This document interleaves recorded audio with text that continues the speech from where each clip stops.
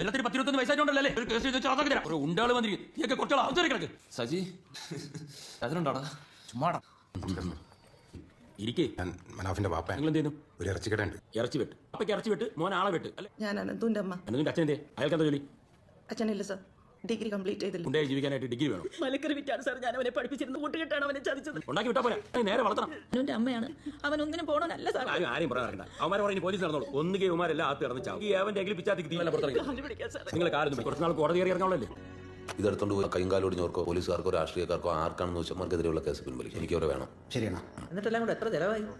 നാട്ടുകാർ പിന്നെ അവിടുത്തെ ലോക്കൽ നേതാക്കൾ ഒരു 4-4.5 ഇത് ആ പൈമാരെല്ലാം പറഞ്ഞു. ഇല്ല അമ്മ പറഞ്ഞില്ല, നമുക്ക് വേഷം കിട്ടി. ആ സി ഐ ഇല്ലേ, അയാളത്തിരി മുടയാണ്. CA അടി കൊണ്ടോ മാർക്ക് നാട്ടുകാർക്കും പരാതിയില്ല. താഴെ വിളി പറഞ്ഞേ കൈവാക്കി വന്ന് കിട്ടോടാ അതിനൊക്കെ. വൈകുന്നേരം വിട്ടാൽ